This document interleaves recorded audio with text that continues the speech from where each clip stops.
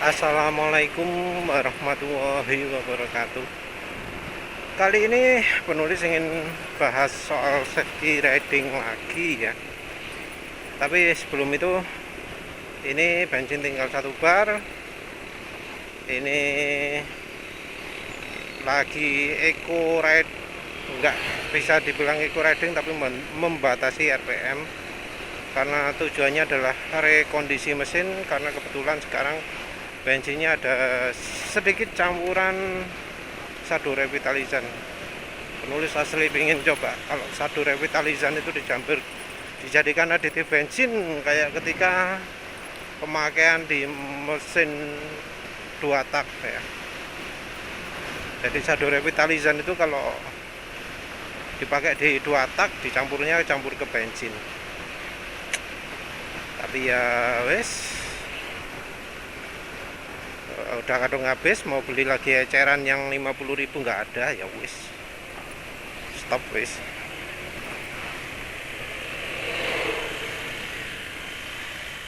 Ini untuk rekondisi, nanti coba 0-100 nya meningkat apa enggak.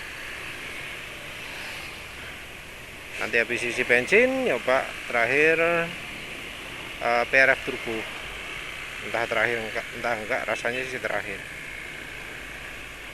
Nah, penulis ingin bahas soal safety riding lagi, soal keselamatan berkendara lagi, karena penulis masih belum menemukan hingga sekarang ya, masih belum ada yang berani mempraktekkan uji pengereman ala RDL atau JDDC. RDL adalah Reverse Drive Lab, JDDC adalah Jakarta Defensive Driving Consultant kalau nggak salah. Keduanya sekolah keselamatan berkendara. Penulis tadi cari-cari informasi ya. Ada yang posting YouTube menunjukkan bahwa kalau ngerem itu ada ditunjukkan pakai belakang dulu salah, depan dulu benar.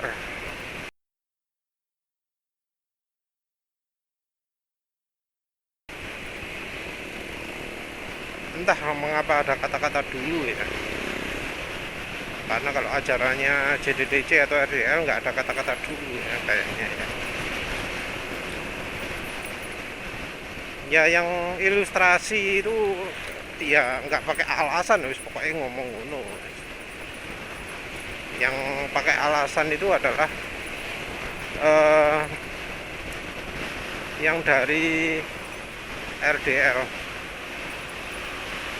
Reverse Drive Lab itu ya sekali lagi yang ngajarin ya, jari jangan jangan standby di tuas rem. Ketika berkendara, rem depannya dipegangin terus. Kita bicara refleks, Pak. Ya, contoh mungkin Bapak pernah naik angkutan umum di mana Bapak diwajibkan untuk berdiri, Bapak pegangan. Ketika kendaraan ini berhenti, ya pasti apa? Badan kita maju, tangan tanpa kita perintah, ini langsung kasih tenaga ekstra, bener nggak? Iya. Contoh, ya rem depan dipegang. Lagi enak-enak jalan, kaget ada putih nyebrang. Yang ada di otaknya apa? Langsung tarik tuas rem. Ketika Bapak tarik itu tuas rem, namanya kaget, refleks satu tangan ini langsung keras semuanya, sampai bekerja, bener nggak? Ada potensi telapak tangan ini bisa membuka totoknya lebih besar lagi, Pak. Coba bayangin kalau jari nggak standby dengan kondisi yang sama, kaget ada yang nyebrang, lagi enak-enak jalan, kaget, pengen tarik tuas rem depan ya kan? Nih, ulang. Pengen tarik tuas rem depan. Ada bedanya nggak? Ada. Bapak lagi mengebut apapun, nggak standby tuas rem depan. Ketika kaget ingin lakukan pengereman, walaupun kaget ya, amit-amit. Ketika ingin raih tuas rem depan, pasti apa? Tangan ini, ketika ingin raih throttle gas, dia akan otomatis tutup throttle gas itu buat raih tuas rem depan. Lebih aman mana kira-kira? Lebih aman yang nggak standby sebenarnya. Padahal ini penulis dua-duanya nih. Yang kiri iya, yang kanan iya. Rem belakang standby, yang kanan standby. Jadi dituas rem, wis kebiasaan ya. Yang kanan aus, yang kiri nggak aus. Karena ya ini pas lagi ngegas ini jarinya ikut kegeser kan, ikut ke geser maju mundur, akhirnya ya tuas yang kanan ini aus ya. Kalau yang gini ya sebenarnya ya bisa sih, tapi menurut penulis tetap respon rem itu lebih cepat kalau jarinya itu siaga di tuas rem. Ya penulis kan sebelumnya pernah demo kan toh, ngerem mendadak.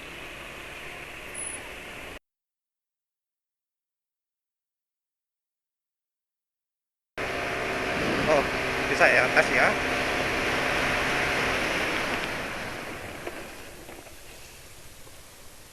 Berapa detik nanti ya, ini penulis sengaja latihan gini untuk untuk dicatat berapa detik sih penulis ngerem apa dari kecepatan di atas 100 ya sampai berhenti total kira-kira 3,2 detik. 3,2 detik ini bukan waktu yang hebat loh ya, waktu yang biasa, waktu normalnya lah mengendarai motor berat 130 kilo, ridernya berat 170, sorry kok 170, 75, sorry kok 170 ya, ngawur.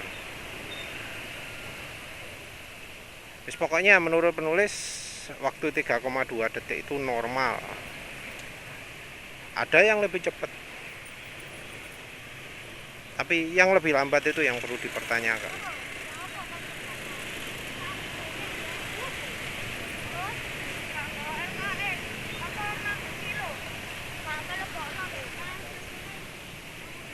Nah,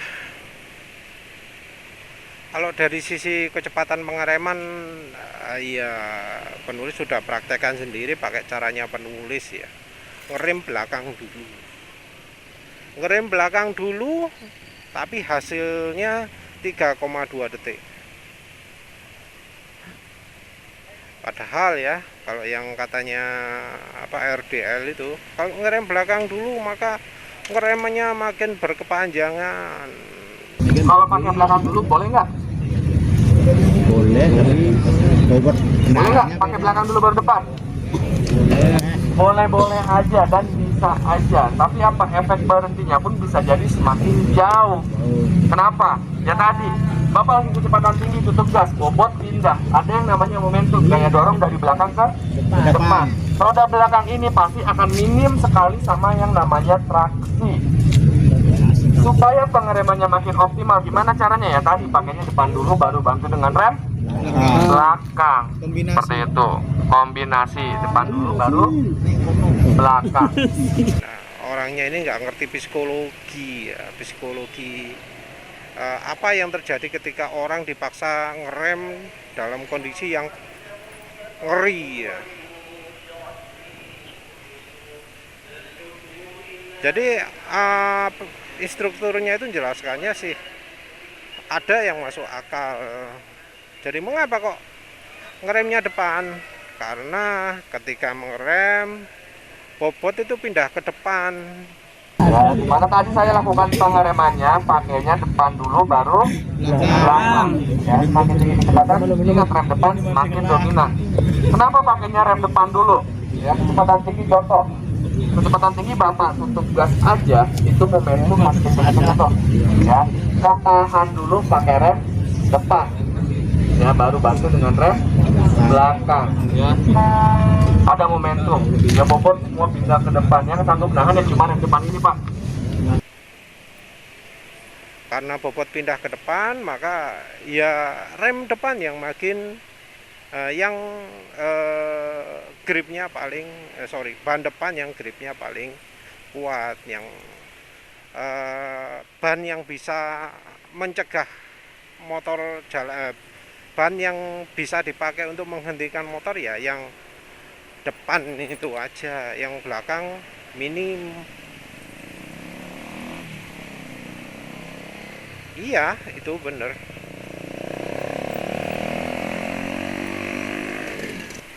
Intinya dari sekolah safety riding itu gimana ya, ngomong tok gak ada buktine gitu loh. Dan iya sampai sekarang nggak ada buktinya.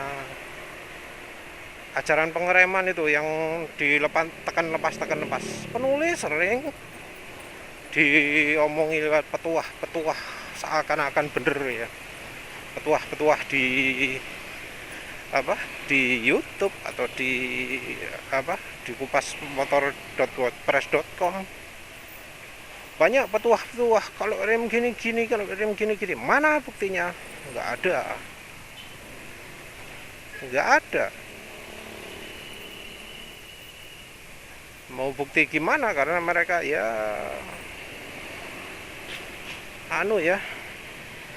ngomong asal jeplak, nggak ada dasar ilmunya.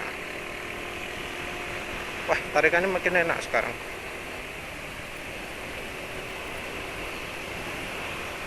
Iya, makin enak sekarang tarikan. Ini penulis sudah tambah minyak margarin ya, jadi sudah nggak standar kebetulan ya.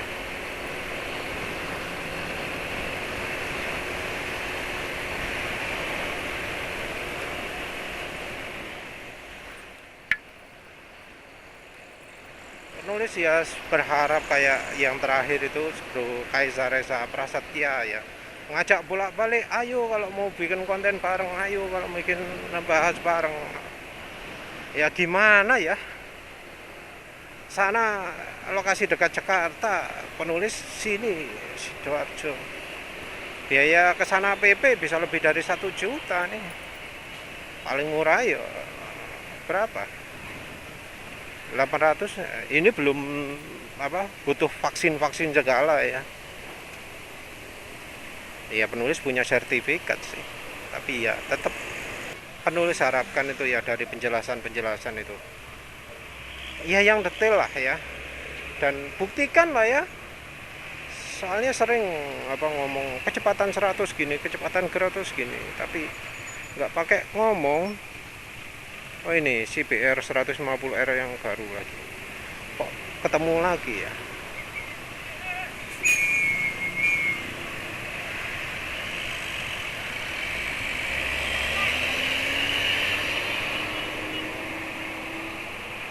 Nah, dari penjelasan ini ya sayangnya sampai sekarang ya video-video yang penjelasannya salah itu masih beredar. Video yang ngomong tanpa bukti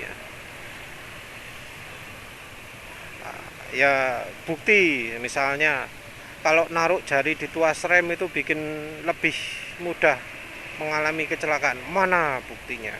Karena banyak orang yang mengalami sebaliknya. Karena jari di tuas rem dia nggak ready, sehingga notol depan.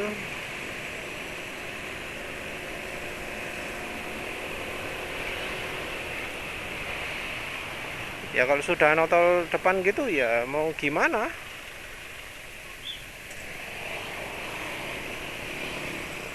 Wah, tarikan bawah makin enak. Sip. Yang terutama itu soal pengereman loh, yang paling bahaya. Kalau jari siaga atau tidak ya, ada orang yang tanpa jarinya siaga di tuas rem juga bisa lah ngerem ya.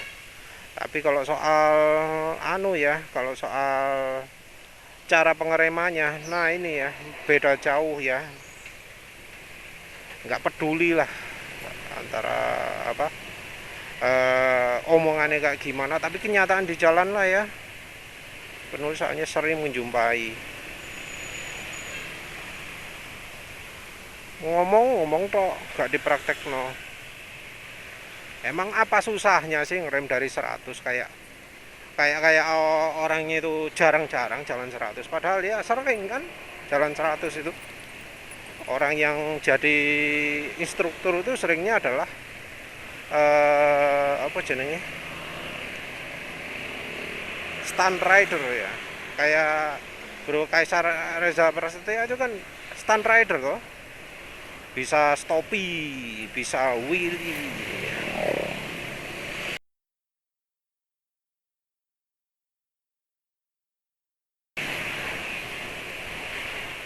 Tapi mengapa kok nggak melakukan demonstrasi ajarannya dia sendiri gitu loh.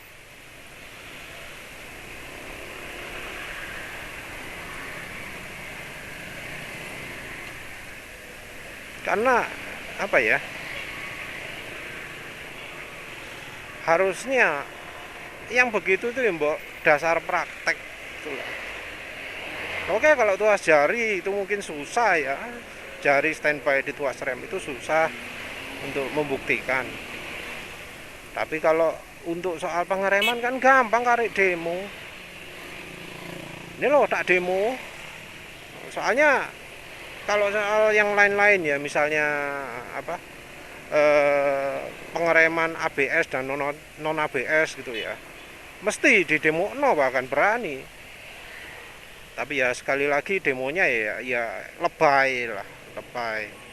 Wong ngajari kalau ngerem jangan sampai terkunci ban depan dan belakang. Tapi kalau mendemokan ABS, mesti rem belakang itu dibuat sak get-gete gitu lah. Gimana caranya ngelok gitu ya. Oh, segrosor ya.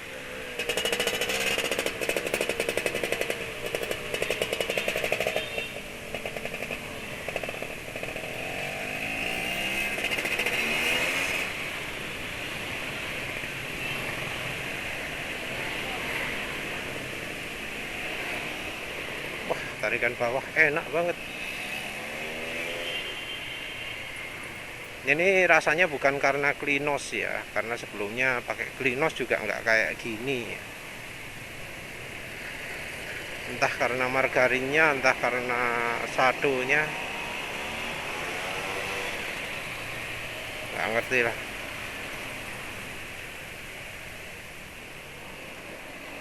Ya penulis harapkan ya apa, yang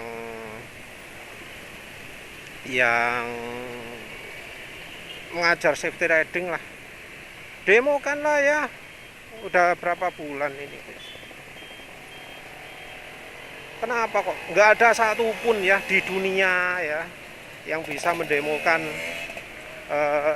teknik pengereman tekan lepas di kecepatan 100 km/jam dan pakai rem depan dok.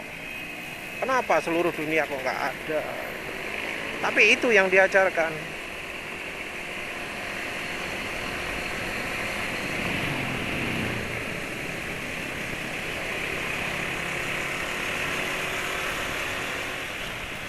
Ya wis, entahlah wis. Penulis nggak ngerti. Ya penulis harapkan suatu saat ada yang berani menemukan dan masih bisa selamat ya sambil cerita. Soalnya penulis berpikir itu pasti bahkan menyebabkan crash ya, jatuh.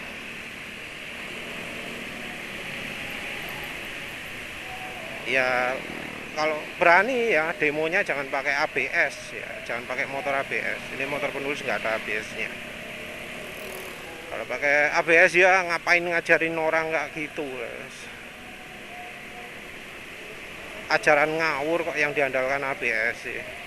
Kalau ajarannya bener, motor nggak ada ABS-nya ya tetap aman. Nanti penulis sertakan lah beberapa kutipan gitu ya. Kutipan bahwa oh kalau ngerem pakai apa? Pakai rem belakang itu lebih lama gitu ya. Oh kalau pakai rem depan itu lebih mantap karena gini. Oh ya, penulis lupa jelaskan. Mengapa kok kalau ngerem belakang dulu lebih sip daripada langsung pakai rem depan tok? Karena kalau pakai rem belakang ngawalinya pakai rem belakang, ya itu kan tadi orangnya ngomong akan terjadi perpindahan bobot ke depan. Nah, perpindahan bobot ke depan itu nggak terjadi sebelum kita ngerem, terjadinya itu setelah kita ngerem. Dan karena terjadinya setelah kita ngerem, maka sebelum kita ngerem bobot masih belum pindah ke depan. Apa yang terjadi kalau bobot belum pindah ke depan? Ya gripan depan lah lemah, gripan depan lemah, nggak bisa langsung kuat. Kalau neken rem depannya nggak keras, yang remnya molor toh, ngodot. Kalau neken remnya keras ya jatuh, makanya perlu diawali belakang dulu.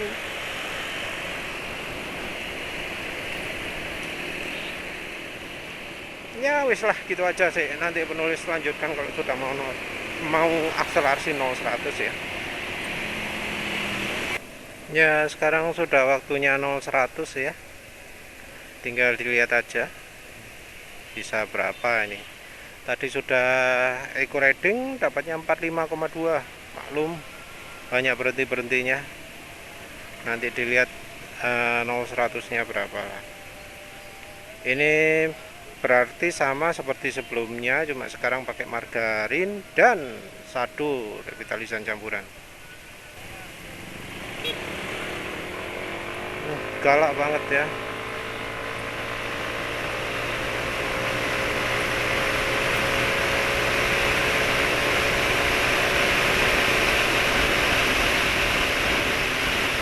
Tapi akselerasi tetap aneh.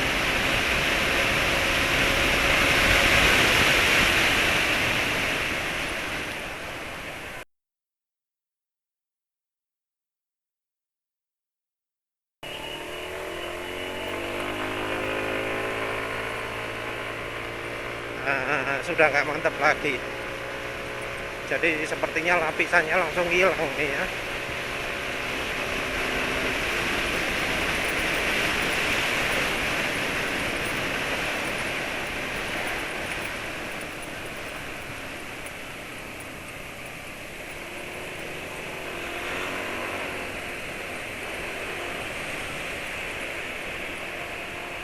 Ya entahlah kalau misalnya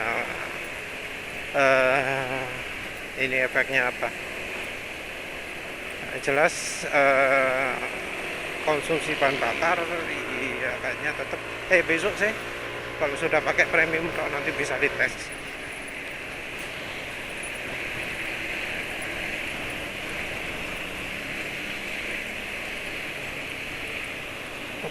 Kalau uji performa motor emang harusnya begini, pakai 0-100 di tempat yang konsisten gitu loh, jangan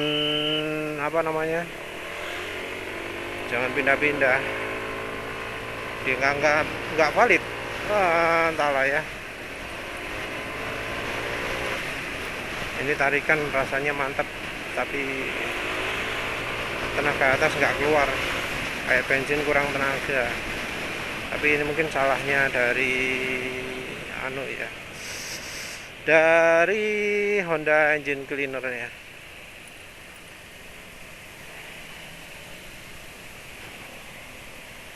Mau coba 3 kali ya. Penulis ditawari lagi ada titik bensin salvis ya,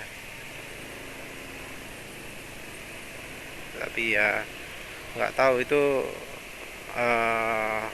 bagus atau enggak. Katanya sih sudah coba Klinos nggak enak, tapi coba salvis itu bisa kerasa. Sebenarnya ya namanya aditif ya, itu masih ada peluang kalau misalnya yang jual aditif itu nggak peduli dengan lingkungan. Jadi misalnya jual MTBE itu kan dilarang karena dianggap merusak otak. Nah kalau jual aditif pakai MTBE ya pasti mantep lah, karena dulu zamannya MotoGP pakai MTBE, wah banter-banter motornya. Begitu nggak pakai MTBE jadi nggak kencang.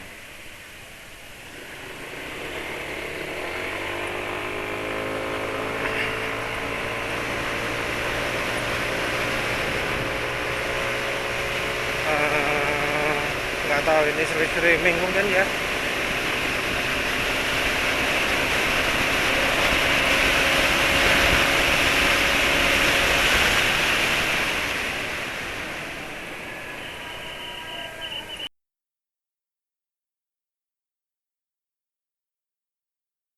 Dua.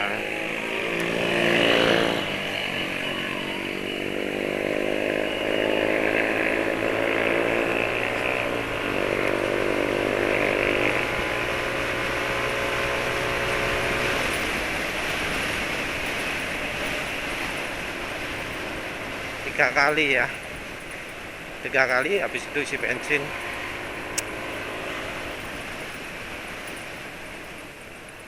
Soal safety riding itu ya, penulis nggak paham mengapa kok sulit sekali dari safety riding itu untuk mendemokan lah ya yang pengereman itu, soalnya kan kritikal sekali toh pengereman itu. Mengapa yang penting-penting itu nggak didemokan, tapi belok-belok yang nggak penting itu didemokan? Ngapain gitu ya? Melakukan slalom, melakukan apa? Lewat tikungan-tikungan, lewat sirkuit-sirkuit, ngapain gitu? Ya kalau benar-benar pemula belajar gitu ya, oke lah. Tapi ini yang diajari kok cek yang sudah tiap hari di jalan, ngapain gitu? Ada gunanya kah? Karena kemampuan itu kapan mau diterapkan di jalan? Apa kalau misalnya jalan pelan-pelan, apa jalan apa namanya, jalan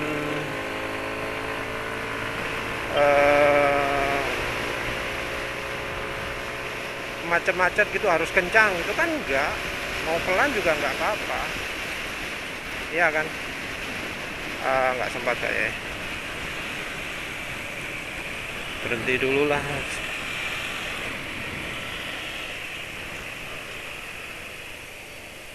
Sudah merah malah.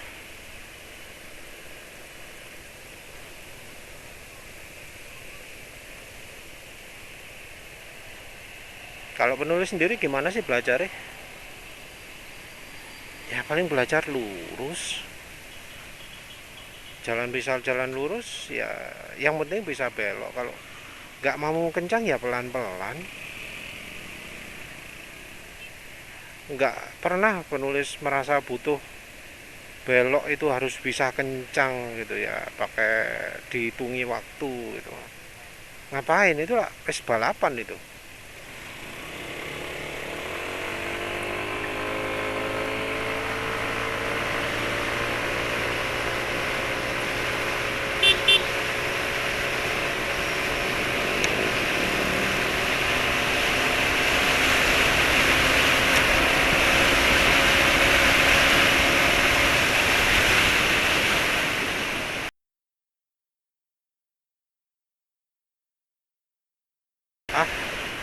Entah yang terakhir itu kehitung apa enggak.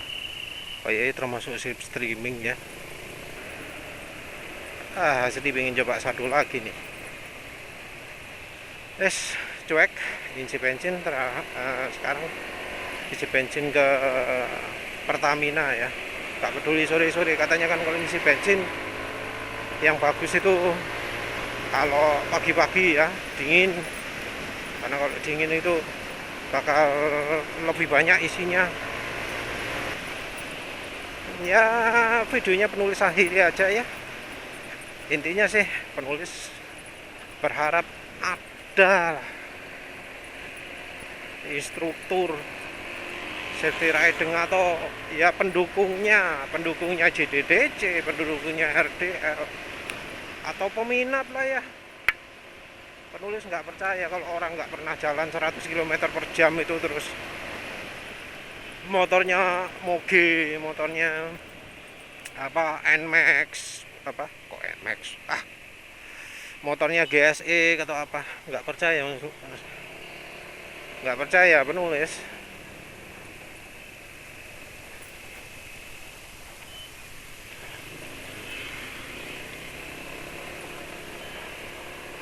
Soalnya ada yang ngomong, oh pakai teknik gini, tapi beneran nggak dipraktekkan, penulis pengen lihat gitu loh.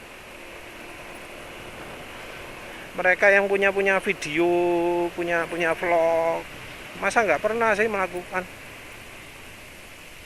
Ya mohon lah dilakukan. Ya wis lah, gitu aja ya. Terima kasih udah menonton. Assalamualaikum warahmatullahi wabarakatuh. Pertamax 20.000.